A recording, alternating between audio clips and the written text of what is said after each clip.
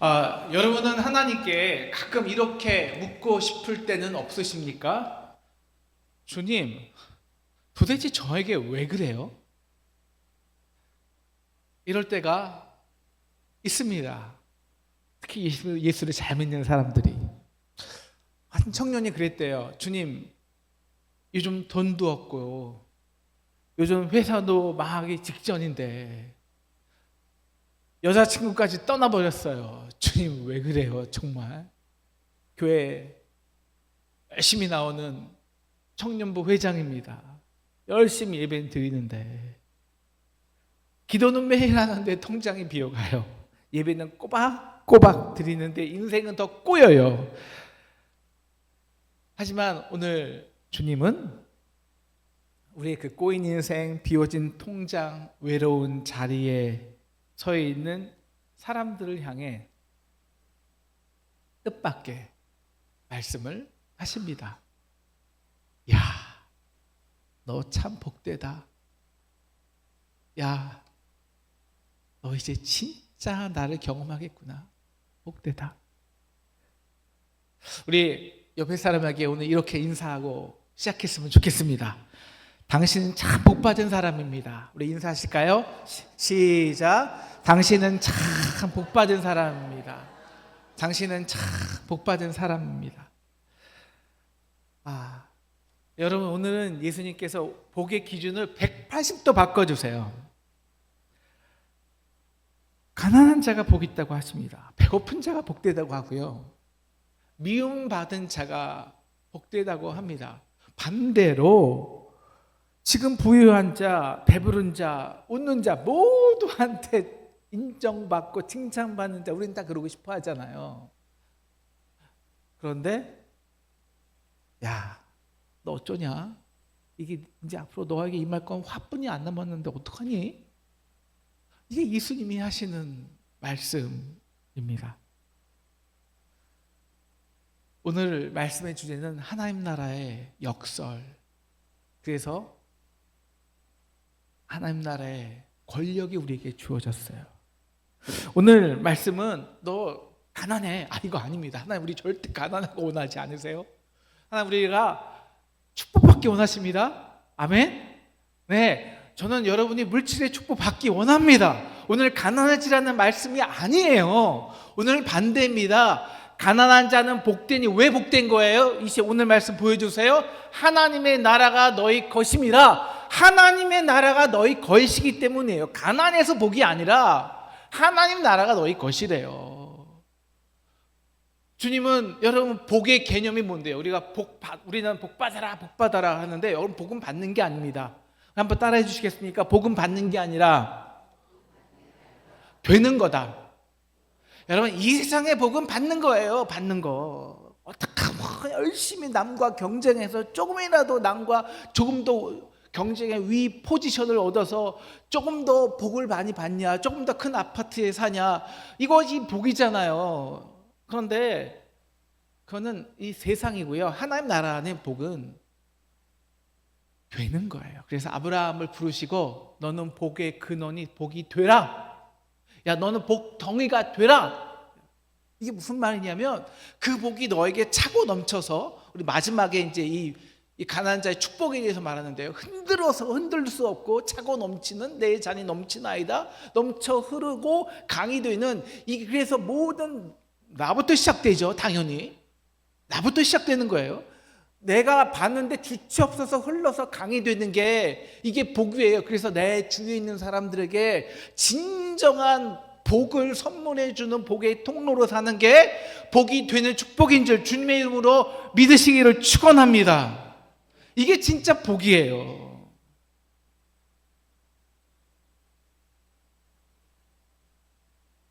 여러분 가난한 게 뭘까요? 물질이 가난한 것도 가난한 거지만 포함해서 우리가 가난하게 된다는 것은 도저히 우리의 힘과 능력으로는 나의 자급자족을 못한다는 거예요. 그래서 역설적인 힘이 있습니다. 여호와는 나의 목자시니 내게 부족함이 없으리로다. 이 여호와의 능력을 경험하는 거예요.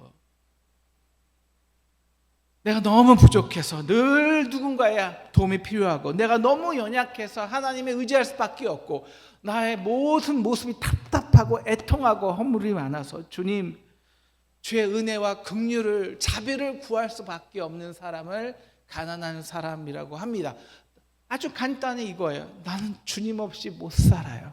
정말 주님 없이 못 살아요. 이게 그냥 말이 아니라 실제예요. 나의 마음이에요. 이게 가난한 자예요. 누가 부유한 자입니까? 배부른 자입니까? 웃는 자입니까? 어떤 사람? 반대죠. 그냥 내 힘과 능력으로 나는 모든 걸 완벽히 내가 채울 수 있어. 나는 나의 삶을 풀리 컨트롤할 수 있어. 이거예요. 나의 능력이 탁월해서, 혹은 나라는 사람이 이제 모두 갖추어서 누군가에게 눈치 안 봐도 돼. 여러분, 근데요, 나의 힘과 능력으로 산다는 것이 얼마나 피곤한 줄 아십니까? 나만 피곤한 게 아니야. 그렇게 살다가 이 세상에 너무너무 피곤해집니다. 여러분, 이 세상의 역사, 이 세상의 발전 과정을 보시면 모든 첫 번째는 양육 강식이었어요. 힘센 사람들이 이기는 거예요. 그래서 전쟁하고 이긴 거 노예로 뺏고, 이게 삶이었어요. 그러다가 어떻게 했습니까? 수많은 사람이 전쟁으로 죽고 제국이 올라갔다가 또 떨어지고 또 죽고, 또 다른 제국이 올라가고 또 죽이고, 야, 이러다가 우리가 망하겠다. 그래서 우리 인류가 합의한 게 뭔데요? 야, 우리 인간은 우리가 스스로의 복으로 스스로의 힘과 권력으로 살려다가 어쩔 수 없이 남에게 서로를 죽이고 살 수밖에 없으니까 우리 이렇게 살면 다 죽겠다. 그러니까 우리보다 완전한 더 큰 권력을 만들어서 그 권력 밑에 모두 순종하자. 그렇게 만든 게 법입니다. 법치국가예요. 근데 여러분, 법이 완벽합니까?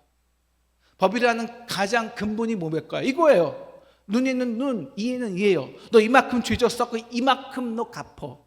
너 나에게 이만큼 내 눈을 쳤어? 나도 너의 오른뺨을 때려요. 똑같은 보복이에요. 보복의 기준으로 합니다. 자, 그래서 정말 모든 것이 해결될까요? 이게 화예요. 이게 자기 힘을, 내가 쌓아놓는 힘과 권력에 의해서 살아가는 사람들이 맞는 인류의 마지막은 힘에 의해서 피에 처절인 복수였다는 겁니다.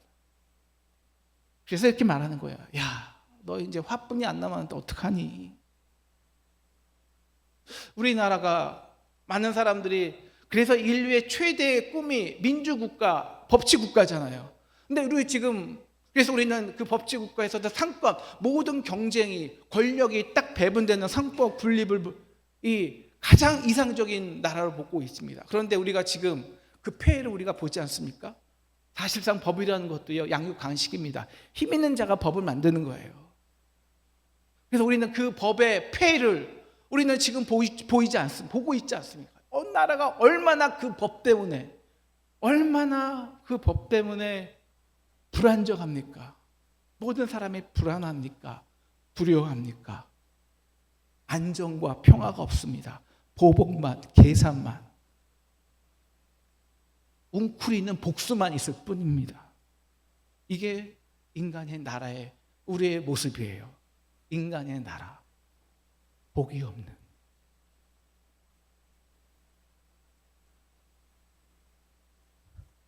그런데 마음이 가난한 자는 애통합니다. 나의 죄악의 모습에 슬퍼합니다. 나의 힘없고 연약한 모습에 그저 하나님의 은혜와 긍휼을 구할 수밖에 없습니다. 근데 그러면 그럴수록 역설적인 게 있어요. 역설적인 힘이 있어요. 뭘까요? 더 가까워져요. 내가 매일 십자가 앞에 더 가까이 가오니, 더 가까워지는 게 있어요. 뭘까요? 하나님이란 그 실제적인 힘, 파워, 권력, 힘이요. 그래서 예수님은 이 땅에 사역을 시작할 때 이렇게 말하죠. 회개하라. 천국이, 하나님의 나라가 너에게 가까이 왔느니라. 그렇게 가난하고 애통해하며 예수님 때문에 비난받고 버림당하는 사람들에게 비로소 가까워지는 것. 절대, 그래서 이제 너무 가까워. 이제 완전 나의 것이 돼버렸어. 그래서 절대 누구도 빼앗을 수 없는 것이 있죠. 바로 그래서 오늘 예수님은 20절 보여주세요. 이렇게 우리에게 말씀하십니다. 너희 가난한 자는 복이 있나니, 가난해서 복이 아니라 하나님 나라가 너희 것입니다. 너희 안에 이미 하나님 나라가 있어. 그 누구도 빼앗을 수 없는 그 인간의 나라가 아니라 하나님이 통치하시는 하나님의 사랑과 주권이 행차하시는 그 하나님의 나라가 너희 안에 있다고, 너희가 이미 누리고 있다고. 죽어서 하늘나라 가는 것이 아니라 이 땅에서도 그 하나님의 나라를 너희가 누리고 있다고, 하나님을 소유하고 있다고. 누가 절대 못 빼서 네가 너 거야 라고 말하는 거예요. 마치 하나님의 나라는 뭐 이상적인 개념이 아닙니다. 여러분, 주권이에요. 통치예요. 우리 법치 국가네요. 법으로 다스림 받는 거 아니에요. 똑같아요. 하나님의 나라는 하나님의 주권은 어디서 나옵니까? 사랑에서 나와요. 이 땅이 만들어낸, 이 세상이 만들어낸 가장 큰 통치의 개념은 가장 이성적이고 가장 완벽한 모양의 권력은 입법, 사법, 행정부가 완전한 독립되고 기구로 완전한 그 힘을 균형을 하는 거예요. 근데 하나님의 통치 방법은 성부, 성자, 성령을 견지하는 게 아니에요. 성부, 성자, 성령이 온전히 하나됨으로 하나 되는 거예요. 사랑이기 때문에. 이게 근본적으로 다른 권력 구조입니다. 근데 우리는 그 하나님의 나라를 언제 경험하냐? 그 세상의 가치에서 점점 멀어질수록 하나님의 나라의 가치에 점점 가까워지는 거예요. 여러분, 언제 정말 하나님이 언제 여러분의 바로 옆에서 마치 엄마같이 누나같이 여러분을 위로해주고 만져주는, 아, 내 옆에 계셨네? 여러분, 그런 경험을 언제 해보셨을까요? 언제가 마지막이셨어요? 꽤 오래됐다고 하시네요. 저는 얼마 안 됐습니다. 저는 작년에 그 병원에 있을 때 일주일 동안 정말 그때는 저의 마음이 천국 같았어요. 아팠지만 정말 하나님이 내 옆에 딱 계시는 것 같은 느낌이 들었어요. 남대문의 한 교회에 한 할머니가 84세 좀 되셨다 하셨는데 남편도 잃었어요. 자녀도 없어요. 근데 아침 새벽마다 주의 폐지를 다 주서요. 남대문의 시장에서 그 박스들을 다 주워갖고, 그리고 그 돈으로 아침에 새벽에 주님 새벽기도 드리고 그렇게 혼자 살아가세요. 어떤 청년이 물었대요. 할머니 외롭지 않으세요? 할머니가 외롭냐고? 야, 이 새벽이 나에게 얼마나 큰 행복한 시간인 줄 알아? 이 새벽에는 이 세상에 아무도 없다. 아무도. 오직 하나님만 나. 그래서 폐지를 줍지만 나는 폐지를 주면서 그 세상의 시끄러움은 다 없어지고 하나님께 감사해서 울기도 하고, 그리고 골목에서 주님이 나를 부르시는 그 소리도 듣고 가장 행복한 시간이야. 사람들은 모르지. 나는 알아. 나는. 사랑하는 상동 성도 여러분, 오늘 말씀은 좀 어려워요. 사실 이게 가능한 얘기가 아니잖아요. 원수를 사랑하라. 오늘 3가지 주의예요. 이렇게 하나님 나라를 소유한, 그 마음에 딱 소유한 사람들은 그 사람들만이 할 수 있는 진정한 권력, 능력, 힘이 있다는 거예요. 뭘까요? 원수 사랑이에요. 원수 사랑이 한 인간이 이 세상에서 가장 강력하게 행할 수 있는 권력입니다. 그리고 황금률이죠. 대접받고 싶으면 내가 먼저 대접하고, 오리를 가면 십리를 가지고, 왼뺨을 친 자에게 오른뺨 떼고, 속옷을 탐하는 자에게 겉옷까지 다 내주는 그 능력. 그건 능력이 아닙니다. 그건 인간이 행할 수 있는 능력이 아닙니다. 어디서 오냐? 하나님 아래의 통치, 실질적인 통치를 경험하는 자들이 비로소 그 마음에 하나님 나라를 소유할 때 그때 행할 수 있는 권력이라는 거예요. 한번 따라해 주시겠습니까? 원수 사랑이 인간의 최대의 권력이다. 여러분, 왜 그럴까요? 이게 이해하지 못, 너무 어렵다고 생각합니다. 아니요, 어려운 게 아니라 이게 신비이기 때문에. 그렇기 때문에 우리 기독교, 아니 십자가의 신비, 그 거룩의 신비가 뭐냐, 그 기독교의 십자가의 능력이 뭐냐, 오늘 이게 가장 중요한 거예요. 도대체 어떻게 기독교라는 그 종교가 아니라 생명으로서 2000년간 이 땅의 모든 전쟁 속에서, 폐해 속에서 새로운 하나님 나라를 세워왔냐. 이게 인류의 역사 아니에요, 역사. 우리나라의 역사이기도 하고. 도대체 이 비결과 능력이 뭐냐라는 거예요, 기독교의 능력. 그래서 우리가 왜 예배를 보는가, 여러분은 왜 예수를 믿는가, 여러분은 왜 11조를 해야 하는가, 여러분은 왜 우리가 예배를 드려야 하는 이 본질적 이유가 뭐냐는 거예요. 이유가, 그것은 기독교의 신비는 바로 비움에서, 낮아짐에서 오기 때문입니다. 거룩한 전능자입니다. 하나님이십니다. 근데 우리 인간이 그 하나님의 전능함과 거룩함을 경험할 길이 없었습니다.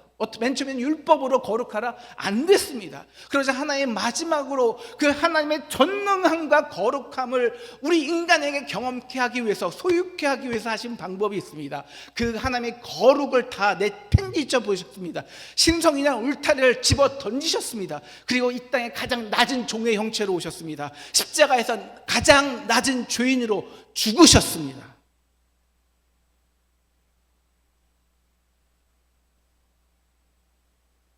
그런데 그 십자가에서, 그 가장 낮아진 죄인의 죽음의 자리에서, 모욕의 자리에서, 십자가는 이 세상의 모든 죄와 허물과 주어하는 자들 다 끌어안고 살리는 진짜 거룩과 전능의 능력이 되셨습니다. 이게 기독교의 신비예요. 2000년 동안 매일매일 새롭게 경험되는 기독교의 신비. 그래서 지금도 수많은 곳에서 예수를 주라 고백하는 사람들이 지금도 수없이 많이 생기는 그 신비가 여기에 있습니다. 어떻게 하나님의 그 신비를 우리가 경험하냐고요? 우리의 연약함과 허물의 자리입니다. 바로 그 자리에 예수님이 그 모습으로 연합하셔 오셨기 때문입니다. 하나님은 강함이 아니라 비움을 통해서, 지배가 아니라 우리와의 연대와 함께함을 위해 우리 안에서 그분의 가장 강력한 권력과 신비를 드러내셨기 때문입니다. 빌립보서 2장 6에서 7절, 그는 근본 하나님의 본체시나 오히려 자기를 비워 종의 형체를 갖지 사람과 같이 되셨고. 여러분, 십자가의 능력, 우리가 매일 외치는 그 십자가의 능력 하는데 그 능력이 뭘까요? 예수 믿으면 부하게 되는 것일까요? 예수 믿으면 만사가 형통되는 것일까요? 아니요, 예수님은 그 진정한 능력을 보여주기 위해서 어떤 이 인간의 나라의 능력, 내 힘과 권력으로 차곡차곡 올려놓고 지켜야 되고, 지키기 위해서 남을 죽일 수밖에 없는, 보복할 수 없는 이 구조 속에서 십자가의 능력은 예수님께서 모든 것을 내려놓고 철저히 버림받고 가장 연약해진, 그리고 가장 무력한 아기의 모습으로 오셔서 인류의 모든 죄악과 죽음을 저주의 자리에서 감당하시고 승리하셨습니다. 그래서 이 십자가의 능력을 우리는 어디서 경험하냐? 바로 우리가 애통하는 자리입니다. 우리가 십자가를 지면 당연히 욕먹고 모든 사람에게, 적어도 모두에게 칭찬을 받을 수는 없어요. 욕을 먹습니다. 낮아집니다. 근데 바로 그때예요. 그때 그거는 내 힘으로 하는 게 아니거든요. 그거는 하나님의 나라를 마음에 소유한, 뺏어갈 수 없는 그 하나님의 마음에, 하나님의 나라가 실체가 있는 사람만 할 수 있는 능력이거든요. 바로 그때 비로소 기독교의 신비와 거룩함과 권력과 힘이 이 세상에 선포되는 거예요. 그래서 헨리 나우에는 이렇게 말합니다.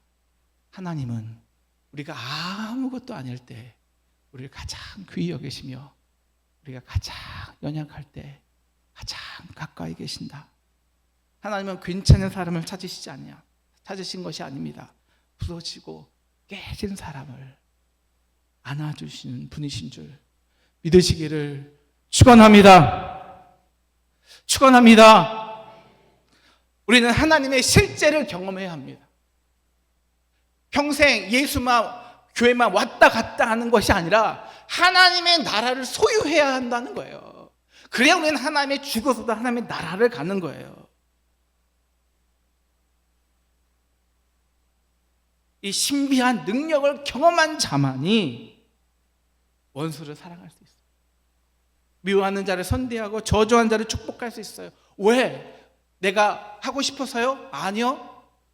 나의 이 세상에 빚지고 경쟁하고 그 약육강식의 세상에 살다가 나도 모르는 그 상처와 아픔과 분노와 또 내가 사람들에게 했던 그 저주와 그 상처들, 그 모든 빚들이 1만 달란트의 빚들이 그 십자가에 그 거룩한 하나님이 가장 주인된 그 능력으로 모두 다 한순간에 탕감된 그 자유 있는 자들, 그 자유의 마음, 그 구원의 자유의 마음이 하나님의 나라의 마음이 소유한 자들의 그 순간만큼은 넉넉하게 줄 수 있는 거예요.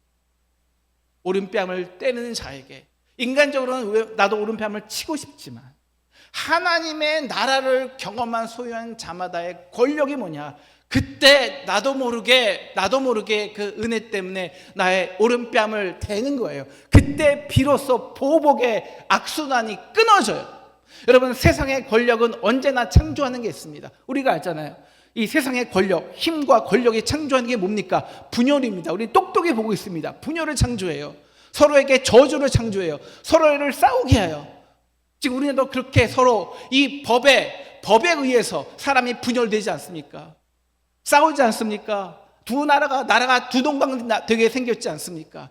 그럴 때 하나님 나라를 소유한 자는 바로 그 순간에 오른뺨을 대요. 그러면 오리를 가주려고 할 때 육리 칠리 가져야 되는 거 아니야? 십리 가줄게. 그때 모든 계산과 보복이 끝나요. 그때 보복의 악순환이 끝나요.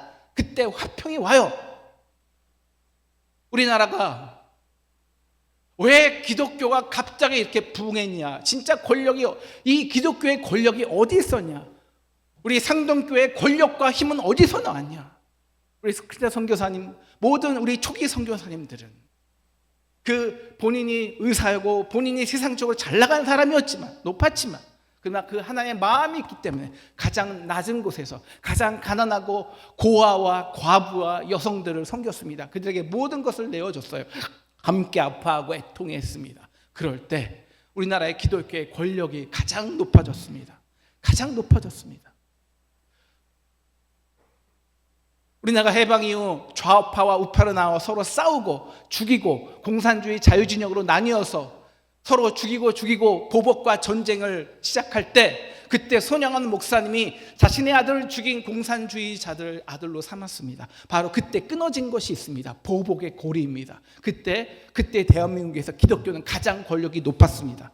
모든 사람이 그때 수많은 사람이 기독교를 믿기 시작했습니다. 그때 왜? 가장 권력과 가장 힘 있는 종교였기 때문에. 그런데 여러분, 기독교가 왜 웃음거리가 됐습니까? 언제 웃음거리가 될까요? 세상의 가치와 똑같이 했을 때, 같은 힘과 논리로 우리도 같이 금자탑을 쌓아갈 때, 같이 세상에서 권력 구조의 힘이 될 때, 우리 기독교는 언제나 세상에서 가장 큰 웃음거리로 전락하였습니다.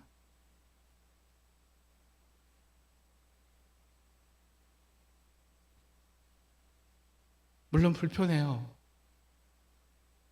하나님, 그래도 내가 신앙생활을 하는데 세상적으로는 점점 불리해지고 가난해지고 나를 싫어하고 욕하는 사람 더 많아지고 섭섭한 거죠. 하나님, 이게 뭐죠?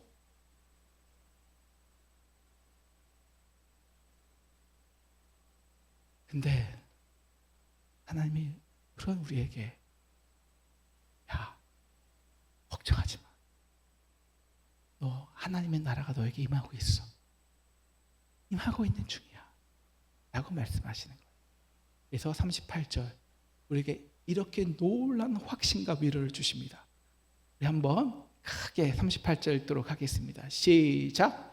주라 그리하면 너에게 줄 것이니 곧 후히 되어 누르고 흔들어 넘치도록 하여 너에게 안겨주리라. 너희도 헤아림을 도로 받을 것이니라. 저는 오늘 보고 참 약 올랐어요. 오늘 말씀 묵상하면서 아니요 가난해지래매요 없대매요. 아이 가난해지래매 내가 뭘 줄 게 있다고 줘요? 다 주라고? 아니 없는 게 뭘 줘요? 근데 이거는 인간의 나라의 힘과 물질을 주라는 게 아니잖아요. 그 누구도 해할 수 없는 그 넉넉한 자유의 마음, 권력.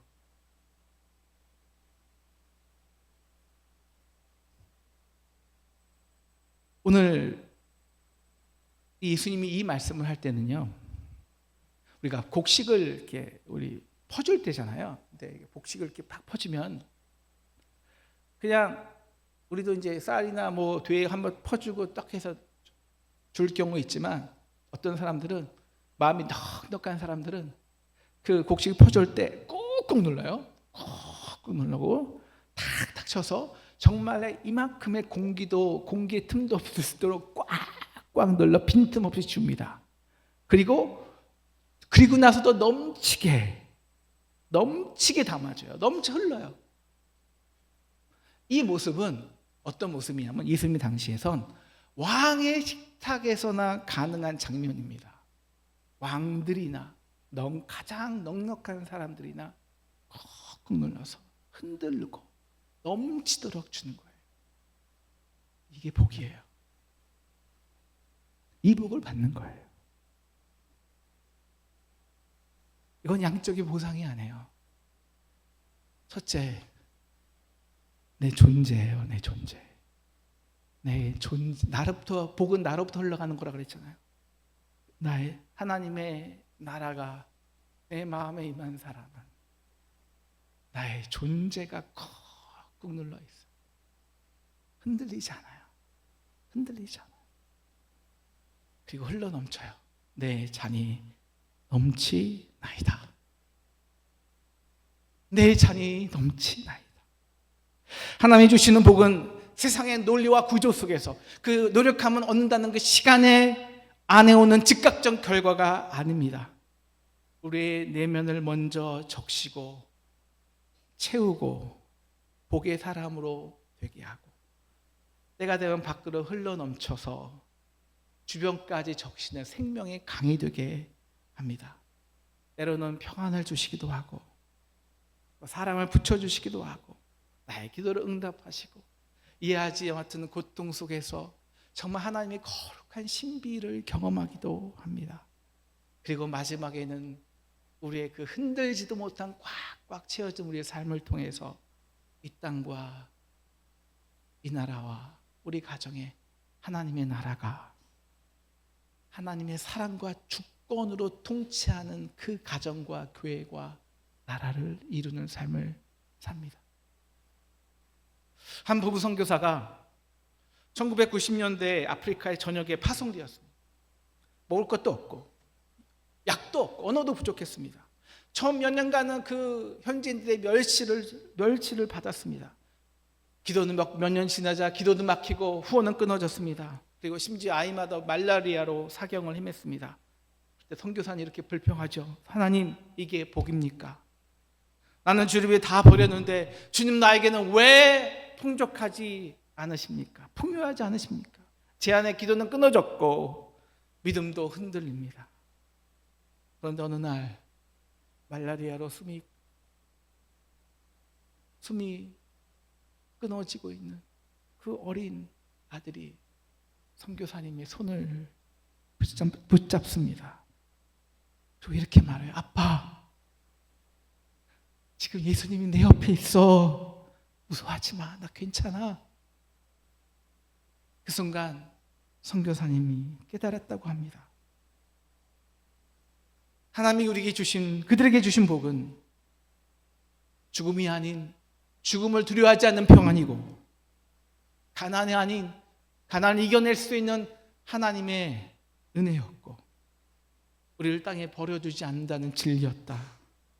그래서 하나님, 그 가정은 선교지를 떠나지 않았고 30년이 지난 지금 그 지역에 10개가 넘는 학교와 병원과 교회를 세우고 수천 명의 생명들을 기르고 있습니다. 하나님은 그에게 흔들어 넘치도록 부어주신 것입니다. 복이 되고 하나님의 나라를 경험케 하고 세우게 하신 것입니다. 사랑하는 상동 성도 여러분,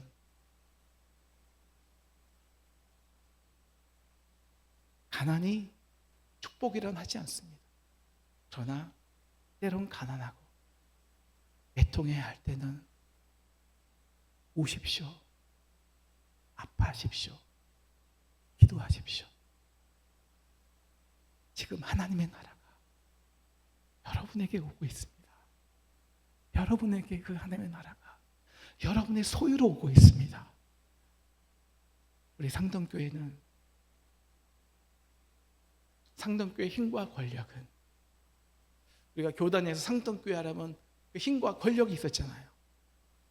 그 부함이, 그 가진 것을 우리는 다 비워내고 있습니다.